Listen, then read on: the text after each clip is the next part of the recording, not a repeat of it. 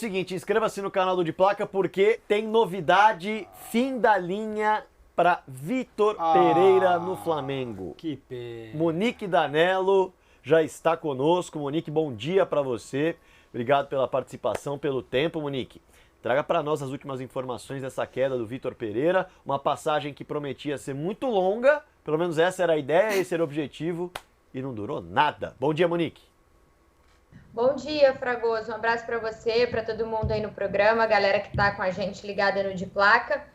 Notícia que acabou de ser confirmada agora, a gente já tinha falado durante todo o dia de ontem que o Flamengo já tinha tomado essa decisão internamente, que o Vitor não continuaria no comando da equipe, mas essa decisão ainda não tinha sido anunciada, porque tinha uma questão burocrática envolvendo a multa do treinador, o pagamento da multa do Vitor Pereira, e essa questão segurou um pouco mais esse anúncio oficial. Hoje o Flamengo, a princípio, na programação inicial, treinaria na parte da manhã, mas o treino foi passado para a parte da tarde e a gente imaginava que esse anúncio não passaria ali da hora do almoço, porque senão o elenco ia chegar para treinar e o Vitor, sem ser comunicado ou sem estar fora oficialmente, seria a pessoa quem comandaria o treino à tarde lá no Ninho do Urubu. Então esse anúncio foi feito pelo Flamengo agorinha, poucos minutos.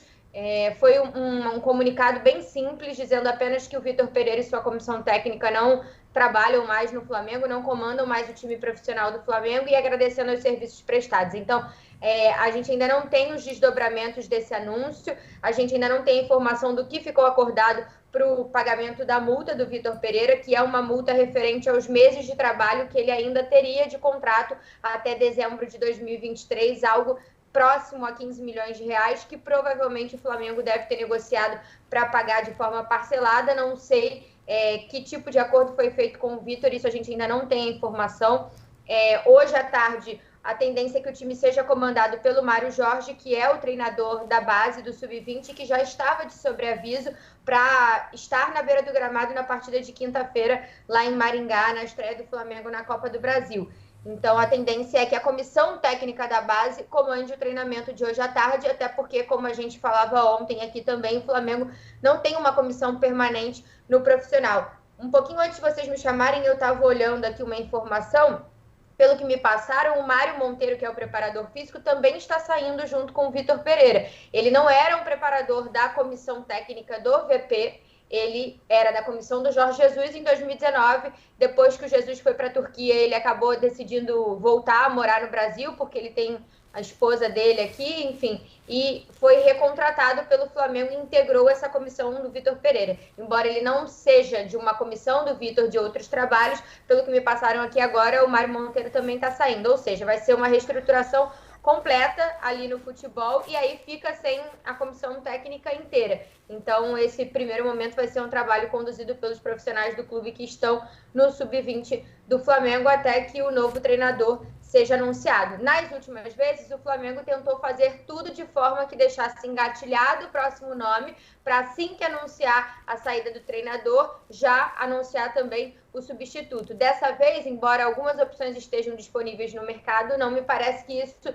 está tão fácil de ser concretizado. Então, a gente precisa aguardar, vamos seguir aqui apurando, porque a notícia acabou de ser confirmada, então agora vão vir os próximos passos e acredito que as pessoas estarão mais abertas a falar também no clube, porque ontem foi um dia de silêncio absoluto, todo mundo reunido e fechado ali na tentativa de resolver essa situação do Vitor Pereira, especialmente essa questão burocrática envolvendo a saída dele. Então, a notícia de agorinha, jogadores vão chegar para treinar às 3 horas da tarde no Ninho do Urubu, já sem a comissão técnica, já sem o Vitor Pereira, que encerra a sua passagem no Flamengo com 16 jogos, 9 vitórias, 1 empate, 6 derrotas, perdeu 4 títulos, Supercopa do Brasil, Recopa Sul-Americana, Mundial de Clubes e também agora a disputa do campeonato estadual para o Fluminense, e assim ele se despede muito antes do que acho que ele imaginava, né? Pois é, Monique, me chama a atenção o seguinte, né? Eu estou tentando puxar pela memória, que muitas vezes me engana, então eu quero puxar pela sua. Mas tem gente que engana mais que a sua memória. Última, sem dúvida. Qual foi a última vez que o Flamengo de fato embalou uma temporada inteira com um treinador? Isso realmente faz muito tempo. Essa gestão jamais, né? Desde 2019. Nessa gestão, não. Nessa gestão, eles começaram 19 com o Abel cai depois da primeira fase da Libertadores e aí vem o Jorge Jesus. E aí começa 20 com Jesus, renova o contrato, Jesus pede para ir embora na pandemia e aí vem o Domenech. E aí começa 21 com o Domenech cai. 20, não, começa com o Rogério já.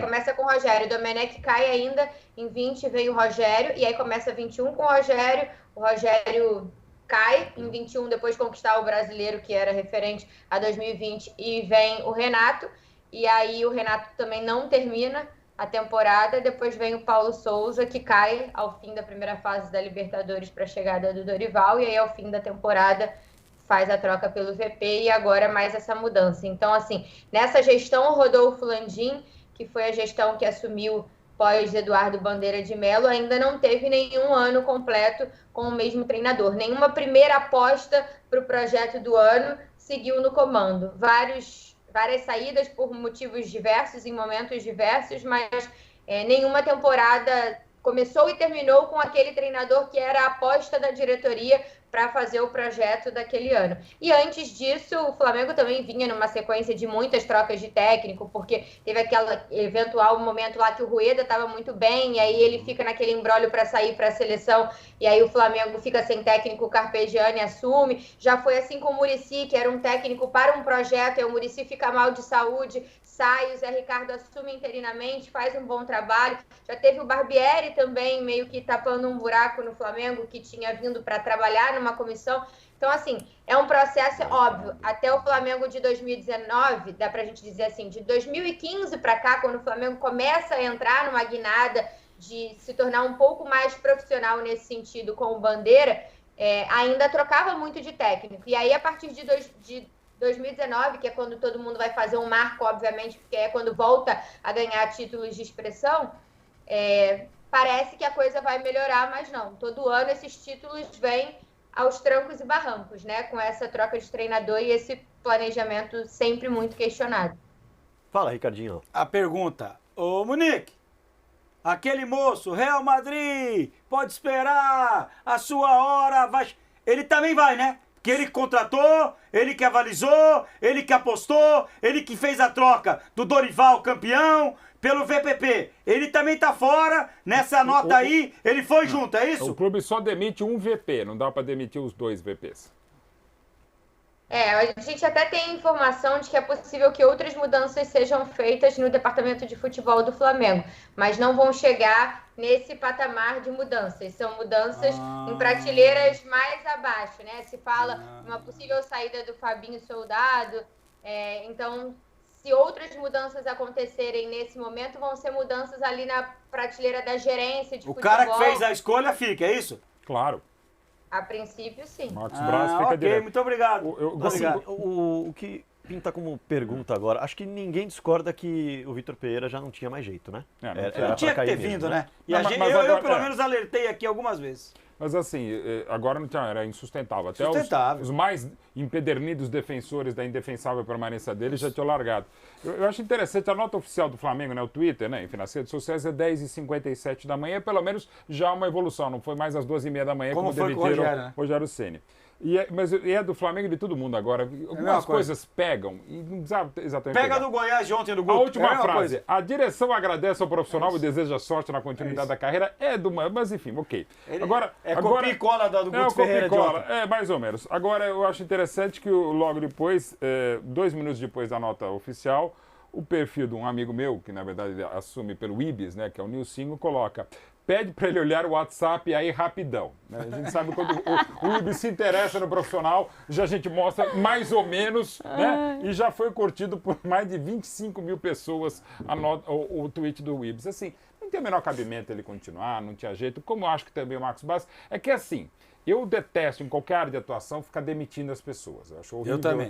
Não acho legal isso. Mas, assim, ao mesmo tempo, você continuaria com ele? Não. Agora é óbvio que não continuar com o Marcos Braz ainda menos, porque eu sei que a questão política, a questão pessoal, acho até bacana. A amizade do Landim e do Marcos Braz é uma coisa bonita de ver, cara. Nesse momento de tantas desinteligências, de tantos problemas, de tantas dissensões, é bacana você ver dois profissionais, ou dois, não são nem remunerados, mas muito bem remunerados, né? Como o Edil Carioca, o Marcos Braz e o grande profissional de várias outras áreas, como o Landim, como eles se dão bem, né? Como é bacana essa relação. Cara, é tipo Pelé e Coutinho, é tipo Nelsinho e Carlinhos do Flamengo dos anos 60, é tipo a torcida do Flamengo e Zico. Essa relação umbilical é maravilhosa de ver, cara. Eu adoraria que na humanidade tivesse outras relações tão bacanas como a do Landim e a do Braz e do Braz e do Landim.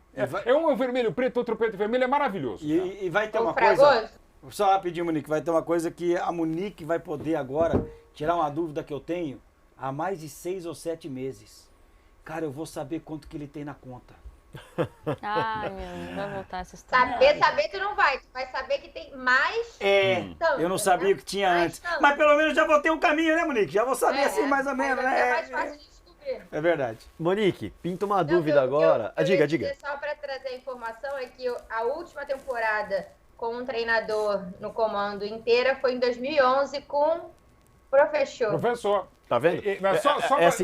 Não é a memória que trai, nome, faz muito tempo. Não, mas só uma coisa que é que é muito fundamental tempo. dizer. A volta do Luxo é um bom nome. Landim e Braz não tem culpa em relação ao Jorge Jesus, só para deixar eles... Sim. Isso foi o Jorge Jesus que quis. Por isso até há uma mágoa na relação, Com certeza. especialmente vinda do presidente, porque foi feito um esforço absurdo para renovar o contrato dele no meio da pandemia, quando o Flamengo também estava passando por dificuldade financeira como todos os clubes. E aí renova, se faz aquela coletiva, camiseta, fotinho, e depois vai embora, né? Então, isso aí, de fato, acho que se não tivesse acontecido aquele ponto, talvez o Jorge Jesus tivesse continuado ainda por muito mais tempo. Verdade. Talvez tivesse sido um projeto mais longo, mas enfim. Aí eles não têm culpa. Agora, é impressionante também, dando uma olhada por cima aqui no Twitter do Flamengo, e como era de se esperar, o que tem de corintiano se manifestando, cara? Ah, claro. E aí acho que agora também a carreira do VP aqui tem que dar uma pausa. No mínimo, uma pausa, para não dizer encerrar a carreira no Como Brasil. disse um amigo meu, grande palmeirense e tal, e ele pediu o anonimato, ele falou, cara, o treinador português que eu mais gosto no Brasil da história é o Vitor Pereira. Verdade. Porque ele não conseguiu fazer no Corinthians, embora tenha feito o Messi, e conseguiu desmantelar um elenco campeão da América. Não é elenco, não. Futebol campeão da América, campeão da Copa do Brasil. E eu ouvi um palmeirense falando que o português que mais faz ele feliz é o Abel e o que mais diverte ele é o Fragoso. Exatamente. É o A Vitor Monique Pereira. falou, ele conseguiu perder 4 títulos, cara. E aí quando ele chega, eu vim aqui para ganhar títulos. Ele perdeu 4 títulos. O Mundial, tudo bem. Meses. Ok, podia ter sido vice, tudo bem. A Supercopa foi lá em cá, contra o time tá muito bem. Mas perdeu, eu sei. Maurito. A Recopa foi dolorida Foi transformado e em o suco Carioca na do Recopa. jeito que foi. Ok. E o que aconteceu no É bom trabalho, né? Não, mas fazendo uma meia-culpa aqui, olhando o outro lado, né? Não defendendo o Vitor Pereira, mas eu acho que o início de temporada e o que aconteceu ali nos primeiros campeonatos, até na própria Supercopa e no Mundial, tem muita relação com o planejamento que foi feito, que não tem influência do Vitor Pereira, porque ele chegaria já no início de janeiro, mas tinham outros profissionais competentes lá que poderiam ter feito um planejamento de forma diferente para que o elenco voltasse antes e trabalhasse mesmo sem o Vitor. Mas ele, com a experiência dele, tinha que ter pedido isso, Monique. Mas Ele sabia que depois- isso poderia acontecer. Então, férias longas, tal, só que ele não era o treinador ainda, né? Ele não tinha um contrato assinado. Ele tinha um acordo, mas não tinha um contrato assinado. Enfim, eu acho até que ele poderia ter participado, mas é muito mais difícil quando você ainda nem chegou num clube, quando você ainda nem conhece os processos.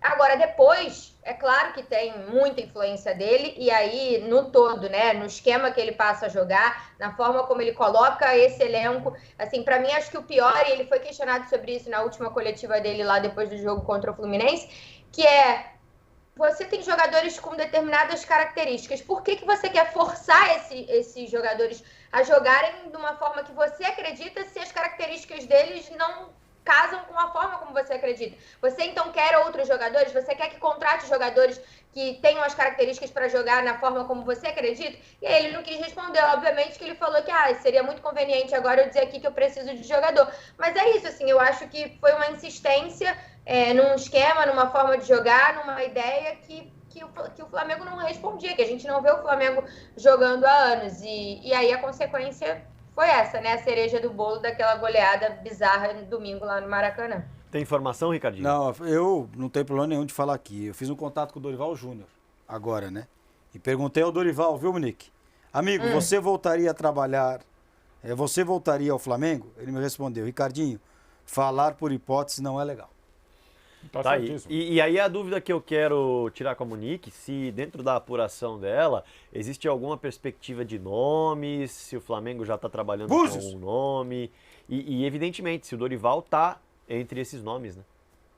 Os torcedores começaram de ontem para hoje a se mobilizar nas redes sociais e a falar bastante no nome do Dorival, que seria honesto fazer um pedido de desculpas ao Dorival e pedir para ele voltar, enfim, mas isso é apenas uma corrente da torcida, não tem uma informação interna, o nome do Dorival não foi cogitado internamente para voltar ao Flamengo. Os dois nomes, entre todos que se apresentaram, que ficaram mais fortes ali como opções, são os dois Jorge Jesus e Jorge Sampaoli. Por quê? Porque o Kudê, na verdade, ele não é que ele era uma opção momentânea, pronta para agora, mas ele já foi um nome bem avaliado no passado, numa das trocas de técnico do Flamengo. Na época ele estava no Celta de Vigo, tinha uma multa muito cara, mas era um nome bem avaliado, que a diretoria entendia que podia fazer o Flamengo jogar da forma como eles acreditam. Só que, pelas informações que eu estou acompanhando, eu não acompanho o Atlético Mineiro diretamente, mas me parece até que o Kudê vai continuar no Atlético, né? Então, primeiro esse caso. O caso do Tite, que é um nome que foi muito falado e que agrada parte da diretoria do Flamengo, que tem uma onda a favor e uma onda não tão a favor dentro. Só que eu acho que essa questão é mais difícil pelo Tite. Com as pessoas que eu conversei ontem, a maioria me disse que o Tite não estava disposto a assumir um time no Brasil agora e que para reverter isso seria muito difícil. Ele ainda quer e acredita que pode esperar o fim da temporada na Europa para conseguir um mercado europeu, uma equipe, mesmo que seja de segunda prateleira na Europa. Então, seria um desafio grande, um processo de convencimento muito grande mudar esse pensamento do Tite. E aí os dois Jorges ficam como opções principais, mas não são casos fáceis, né, Fragoso? O Sampaoli talvez mais fácil, porque ele está disponível, é um treinador que agrada muito ao presidente Rodolfo Landim e me parece um caminho mais fácil, burocraticamente falando, de se concretizar. Agora o Jorge Jesus, cara, por mais que se fale que o Jesus é o plano A, falar que o Jesus é o plano A não quer dizer que o Jesus vai ser o técnico do Flamengo, porque não é uma situação simples. O Jorge Jesus tem contrato até o dia 31 de maio, ele está disputando um título nacional. Ontem a equipe dele ganhou, o Fenerbahçe, está a 6 pontos do líder. Vocês realmente acham, conhecendo o Jorge Jesus, de tudo que a gente já viu de Jorge Jesus, que não largou o Benfica, naquela ocasião que o Marcos Braz foi a Portugal, e o Benfica nem estava lá nessas coisas, estava vivendo um momento conturbado com o Jorge Jesus. Ele não largou. Ele foi demitido dois dias depois que o Flamengo contratou o Paulo Sousa. Vocês acham que ele largaria agora, na beira da boca de acabar o campeonato? Não, né? Então, para contratar o Jorge Jesus, teria que esperar acabar a temporada lá. Vai fazer um acordo com ele, ele vem só a partir do dia 1º de junho? Isso é viável para o Flamengo? 2 meses sem técnico com um interino? Não me parece algo palpável para um clube que quer disputar Libertadores, Copa do Brasil e Brasileiro, que se perderia nesses 2 meses sem treinador, o prejuízo seria imenso. Então, assim, não é uma questão financeira, porque o JJ agora tem uma multa proporcional muito pequena que seria facilmente resolvida, mas é uma questão que o Jorge Jesus vai ter que largar um trabalho para chegar aqui semana que vem. Acho muito difícil. Então, no momento, esse é o cenário. Pode ser que venha alguma coisa que surpreenda a gente e fuja disso, mas não consigo olhar uma luz no fim do túnel que o Flamengo tenha, por exemplo, alguém comandando o time na estreia do Brasileiro no domingo.